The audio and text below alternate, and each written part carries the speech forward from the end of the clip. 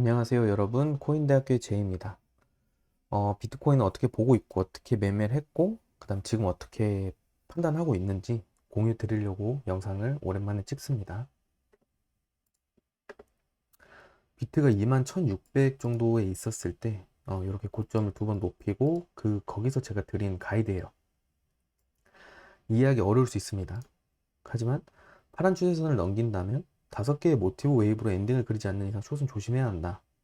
파란 추세선을 넘더라도 그 위에 빨간 박스 여기에서 걸릴 거라고는 예상하고 있지만 5개의 모티브 웨이브를 구성하며 파란 추세선을 넘긴다면 추세가 전환되어 올라온 상승 파동이 종료되었음을 확인하면 숏을 크게 들어가 보겠지만 3파가 연장되어 불규칙이 5파에서 나올 수 없다는 조건을 생각하여 5개가 아닌 3개의 파동으로 돌파해서 여기로 온다면 숏을 생각하지는 않을 것이다 말씀을 드렸었어요. 말씀을 드렸었고, 그 다음에 요게 요 위에 말씀드린 구간에서 꺾였을 때 드린 가이드였습니다. 드린 가이드였고, 그 다음에 요 가이드가 만약에 필요하시면은 텔레그램 방이나 소통방에 제가 영상 끝나면 올려드려요. 올려드리니까 필요하신 분은 거기서 보시면 됩니다. 차트를 보고 설명을 드리는 게 더 편할 것 같아요. 이해가 빠를 것 같아요. 여기서 그래서 저는 매매를 어떻게 했냐면, 켜봅시다. 단타는 쳤어요. 단타 자리가 여기서 한번 쳤을 거예요. 여기서 한번 쳤고, 여기서 바닉했고, 그 다음에 여기 내려왔을 때 여기서 똑같이 나머지 물량 나가고 뭐 이런 식으로 쳤습니다. 뭐 단타는 그런 식으로 쳤는데, 단타 말고 이제 큰 틀에서 매매한 것만 보면 숏을 계속 받았어요. 숏을 계속 받았고, 그 다음에 60틱 숏 로스를 냈고, 그 다음에 여기 저항받고 내려올 때, 여기 저항받고 내려올 때 시간봉이 보시면, 시간봉을 여기서 보시면 몸통이 들어옵니다. 몸통이 들어와서 여기에서 숏을 친 상태입니다.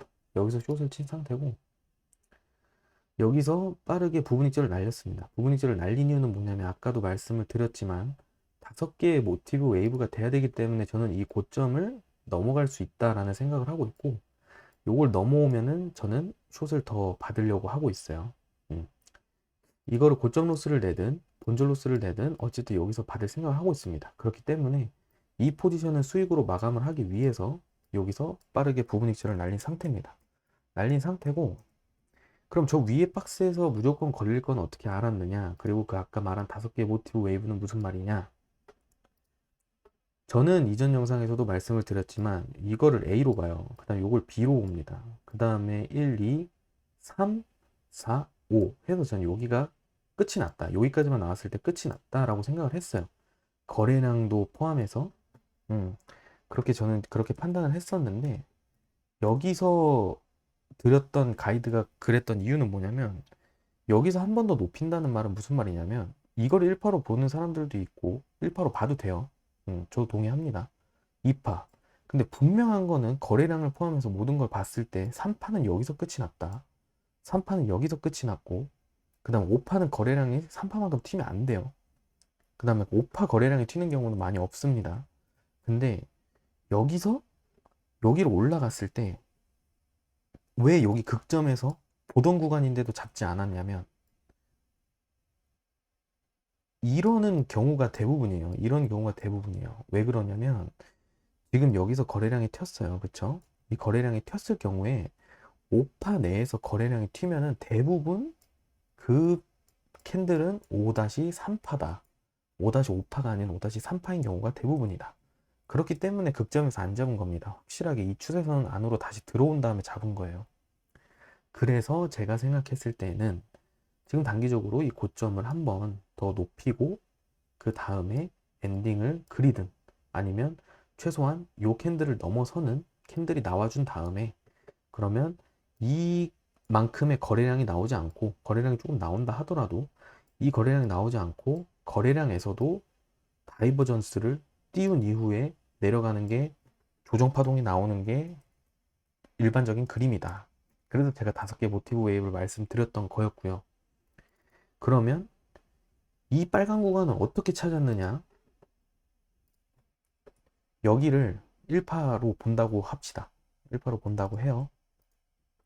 여기를 1파로 본다고 한다면 영상에서 여러 번 했어요. 1파하고 2파. 그 다음에 여기를 3파 끝점으로 보는데 2.618을 넘어갔어요. 1.618 넘어가면은 연장으로 본다 말씀을 드렸었고요. 그럼 3파 연장일 경우에 4파를 어디서 본다고 했죠? 4파를 여기서 보겠죠. 왜냐면 3파 끝나고 A, B, C 내려와서 4파를 여기서 본다. 그러면 1대1 구간입니다. 1대1을 지금 딱 준 거예요. 그래서 5파가, 그래서 왜 부분익절을 했냐면 여기가 끝일 수도 있어요. 여기가 끝일 수도 있기 때문에 앞에 카운팅 여기가 너무 지저분하기 때문에, 그래서 여기가 끝났다면 여기서 잡고 여기서 부분익절을 해서 이 포지션은 수익으로 마무리를 하되 그대로 내려간다면 남은 물량으로 내려가서 롱으로 스위칭을 하면 되는 것이고, 올라온다면 본전 로스 혹은 고점 로스에 나가도 이 포지션은 수익으로 마무리를 하고 올라왔을 때 새로 숏 포지션을 진입해서 내려가겠다. 이렇게 매매 플랜을 갖고 있는 겁니다. 근데 이렇게 봤을 때 1대1, 1대1이 나왔고요. 그 다음에 3파 현장이 나왔을 때 5파의 비율은 1대 0.618, 1대1, 1대 1.618입니다. 1대 1이 가장 많이 나온다고 말씀드렸고, 그 다음이 1대 1.618이에요. 그렇게 볼 수도 있고, 그리고 그 다음에 1파, 2파, 3파라고 할게요. 3.618을 딱 맞았습니다.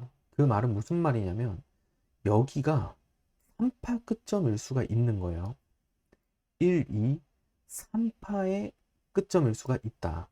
그러니까 여기가 3-3파라서 거래량이 튄 거고, 여기가 3-5파일 수가 있다. 그리고 지금 나오는 파동이 4파일 수가 있다. 이렇게 볼 수가 있는 겁니다. 그렇기 때문에 그렇게 이 박스를 찾은 거고요. 그러면 지금 매매 플랜은 어떻게 가지고 있느냐? 매매 플랜은 분명합니다. 여기서 만약에 지금 고점을 높이는 무빙이 나와준다면 그러면 제 기준에는 지금 5-5파가 완성이 된다라고 보고, 그게 가장 확률적으로 높기 때문에 그러면 여기서 쇼트라이를 다시 할 것이고, 그 다음에 여기서 파란 라인에서 지지를 받는 모습이 나온다면 그러면 짧게 익절을 가져갈 겁니다. 짧게 익절을 가져갈 것이고, 그 다음에 지금 만약에 고점을 높이지 않고 그대로 내려간다면 A, B, C 그리고 A, 그 다음에 B, 그 다음에 이렇게 내려간다면 아래에서 롱을 볼 거예요. 아래에서 롱을 볼 거고, 제가 왜 그렇게 생각을 하냐면 말씀을 드렸지만 저는 이거를 하나의 조정파동으로 보고 있습니다. 그 말은 무슨 말이냐면 전에 메인 관점을 참고해 보시면 그 다음에 조정파동을 주고 하나의 모티브, 5개의 모티브 웨이브가 더 나올 거라고 생각을 하고 있어요. 그렇게 조정파가 총 마무리 될 거라고 보고 있기 때문에 그렇게 매매를 할 생각을 하고 있고, 그래서 지금 단기적으로 올라온다면 쇼각을 볼 것이고, 그 다음에 내려간다면 롱각을 볼 것이다. 그래서 롱을 받아서 올라오는 그림을 생각하고 있다. 이렇게 생각하시면 될 것 같습니다.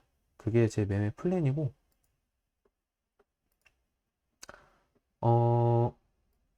하얀 라인. 하얀 라인을 보면은 지금 요 하얀 라인 있죠.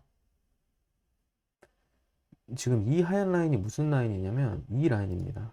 이 고점에서 쭉 연결을 하였을 때 최고점에서 쭉 이어진, 넘지 못하고 지속적으로 하락이 유지된 라인입니다.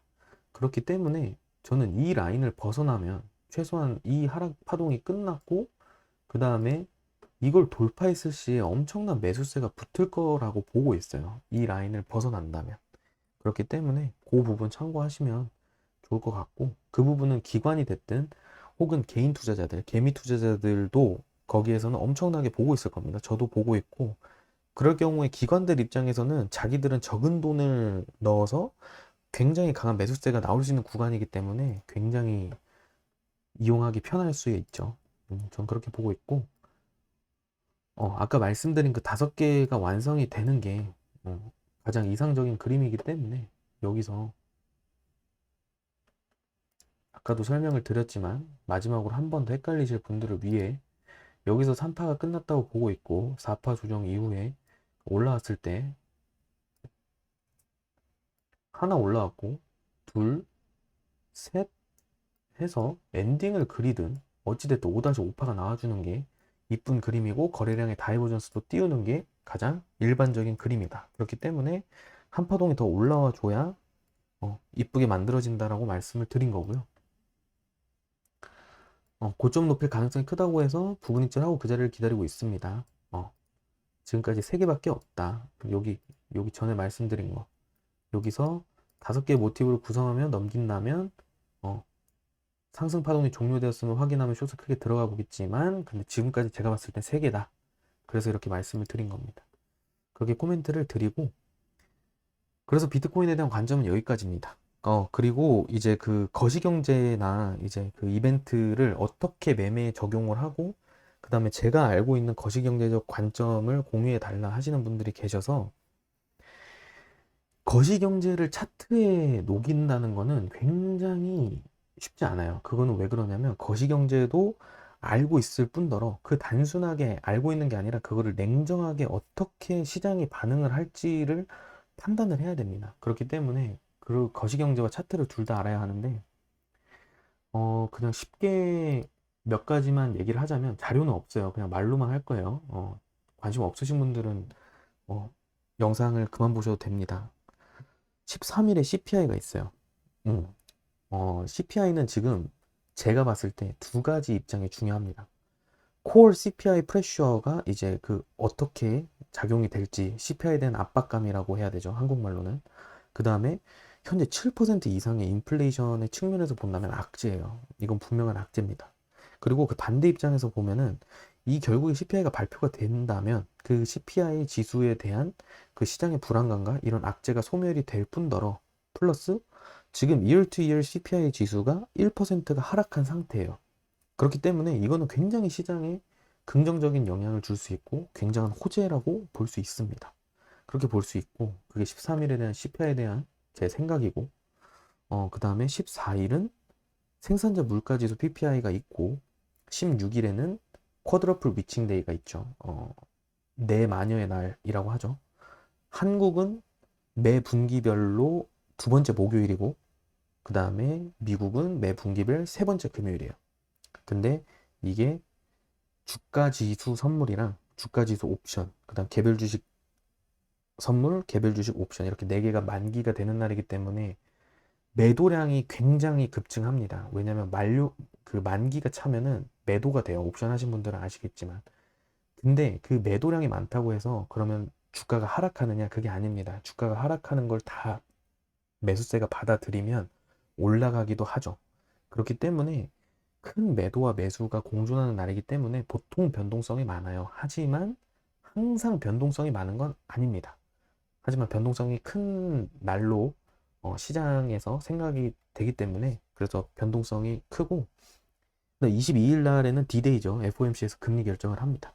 그게 지금 이제 이번 주에 뉴스거리들이고 거시경 CPI가 이제 중요하니까 전 CPI가 굉장히 중요하다고 봐요. 그 요소 이 지금 말씀드린 이벤트들 중에서는 지금 13일이랑 14일에 나올 CPI랑 PPI 생산자 물가 지수랑 소비자 굉장히 그 지수를 긍정적으로 시장은 판단을 하고 있습니다. 그러니까 여론적으로 미국에서는 그래요. 근데 거시경제적으로만 본다면 CPI를 기다리면서 눈치 보기 장세로 횡보가 이어질 수 있어 보여요. 차트적으로 봤을 때는. 근데 지금 주가적으로 봤을 때는 이미 자이언트 스텝을 밟았다. 그리고 그거에 대한 주가 반영이 이미 나스닥이나 S&P, 그 다음에 DJI, 그러니까 다우 인덱스, 그 다음에 비트코인을 포함한 가상화폐들에도 이미 상당 부분이 주가에 반영이 되어 있다고 저는 생각을 하고 있습니다. 생각을 하고 있고, 지금 현재 8월 수치의 전망은 에너지 가격이 안정화가 됐죠. 뭐 5일부터 시작해서 에너지 가격의 안정화 영향으로 둔화된 수치를 저번 달에 이어서 보여줄 거라고 저는 보고 있어요. 그리고 시장도 그렇게 보고 있는 것 같고요. 그 다음에 예측 수준의 물가 지수는 시장의 큰 호재예요. 지금 예측 수준으로만 나와준다면. 하지만 중요한 게 뭐냐면 22일 날 FOMC에서 금리 결정을 하는데 연준은 항상 분명하고 확실하게 인플레가 잡히고 있다라는 근거와 수치가 나오지 않으면 액션을 취하지 않습니다. 그래서 그때까지 계속 긴축은 지속할 것이라는 제스처를 보일 것이다. 저는 그런 뉘앙스가 나올 것 같다. 라고 판단을 하고 있어요. 그리고 거기에 맞춰서 이거는 이제 더 거시경제적인 관점인데 제가 작년 말부터 얘기를 했어요. 첫 번째로 박살날 거 주식이 박살날 것이다. 주식이 박살날 것이다. 얘기를 했고요. 두 번째로 박살날 거 비트코인 박살이 날 것이다. 그 다음에 세 번째로 박살날 것. 무슨 말씀을 드렸냐면 이게 박살난 다음에는 부동산이 박살날 것이다. 근데 올해 초부터 시작해서 얘네 둘 박살나기 시작했어요. 얘네 둘 박살나기 시작했는데 얘는 미국도 그렇고 한국도 그렇고 미친 듯이 사람들 사기 시작했죠. 근데 요즘 보세요, 여러분. 요즘 보시면 이 부동산 관심 있으신 분들은 아실 텐데 내려갑니다. 저도 부동산에 지금 요즘 큰 관심이 있기 때문에 매물을 많이 보고 있어서 알지만 지금 수요가 디맨드죠. 그러니까 수요가 줄고 있어요. 수요가 줄고 있는 게 살려는 사람이 적어지는 것도 있지만 이미 사서 가지고 있던 사람들이 물량을 많이 내놓고도 있습니다. 그 이유가 뭐냐면 기준금리가 인상이 되면 어떻게 되냐면 그거 감당을 못해요. 그러면 물량이 시장에 나오기 시작합니다. 그럼 어떻게 되냐면 자연스럽게 살려는 사람들이 많았던 이때와 그 다음에 만드는 양은 정해져 있기 때문에 이때와 다르게 점점 시장에 풀려있는 물량이 많기 때문에 가격이 내려가요. 예를 들어 드릴게요. 한국 돈으로 예를 들어 드리면 지금 20억에 내가 8억을 넣고 그 다음에 12억을 은행 돈을 받아가지고 금리 7, 8% 정도가 금리 7, 8% 시대가 됐다고 해봅시다. 그러면 한 달에 이자만 한 500만 원 가까이를 내야 돼요. 한국에서는. 그 미국은 이미 그게 발생을 하고 있고요. 그렇게 되면은 공급이 다 풀릴 거예요. 내가 그걸 감당을 못해서 압류당하는 경우도 있을 거고 그 다음에 경매로도 나오는 물량도 상당해질 거라고 저는 봅니다. 그렇기 때문에 저는 부동산 하실 분들은 내년까지 기다리라고 말씀을 드렸었어요. 주변에. 그랬었고 부동산 얘기는 이만큼 하고 그 다음에 거시경제 얘기할 때 제가 꼭 얘기하고 싶었던 거 여러분들이 궁금해하는 가장 궁금해할 만한 게 뭐죠? 환율입니다. 환율 얘기를 해볼게요. 원래 이런 거는 질문 받으면서 라이브 하는 게 좋은데 자 환율입니다. 제가 계속 뭐라고 했었죠? 1,400원 간다고 했습니다. 지금 1.272 네, 저항을 받고 있어요. 저항을 받고 있지만 어찌됐든 제가 저번이랑 저저번 영상 때 뭐라고 말씀드렸죠? 저는 요 구간에서 제가 가진 물량 여기서 20%를 익절을 날렸고 요 구간에서 요 구간에서 30% 날렸나? 그 다음에 요 구간에서 50% 정도를 날려서 남은 물량만 홀딩을 할 것이다 라고 말씀을 드렸었어요. 말씀을 드렸고 환율을 보시면 환율에 대한 기본적으로 이제 다들 그냥 달러와 한국 돈에 이 정도만 생각을 하시는데 쉽게 알 수 있게 예시를 들어드릴게요. 그러니까 설명을 드려볼게요. 달러라는 건 미국의 기축통화입니다. 미국의 기축통화고 금리 인상 시에 달러의 자체적인 가치는 상승을 해요. 근데 지금 이 달러가 세계에 뿌려져 있죠. 뭐 동남아부터 시작해서 한국도 있을 거고 다 뿌려져 있습니다. 근데 달러에 대한 이자율이 올라가니 어떻게 하죠?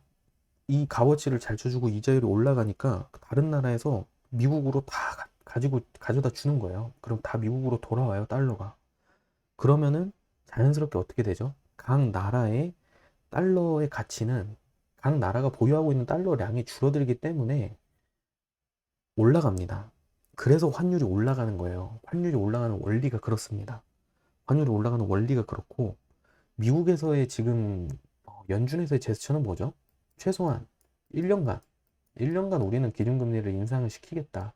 그 말은 무슨 말이냐면 1년 동안은 최소한 달러의 가치가 떨어지기보다는 달러의 가치가 올라갈 확률이 높다. 그러면 1년 동안 달러의 가치가 조금이라도 여기서 유지가 되거나 올라갈 확률이 높다라는 얘기는 무슨 말이냐면 달러랑 디커플링 되는 위험자산, 나스닥, S&P, 그 다음에 다우, 그 다음에 비트코인을 포함한 가상화폐들 얘네들은 1년 동안 약세장일 확률이 높다. 이렇게 좀 큰 프레임으로 거시경제를 접목해서 생각을 해볼 수가 있고 그러면 이 환율을 잡기 위해서는 어떻게 해야 되느냐? 5가지 방법이 있습니다. 1번 구두 개입, 말로 개입을 하는 거죠. 실패했어요. CR도 안 먹힙니다. 한국에서 강하게 제스처를 취하지 못하는 게 저는 아쉬워요. 그래서 1번은 실패. 2번은 커런시 스왑이라는 게 있어요. 한국말로 하면은 이제 통화 스왑이라는 건데 작년 말에 종료됐어요. 옵션에 없죠. 세 번째, 기준금리 인상. 얘가 있고요.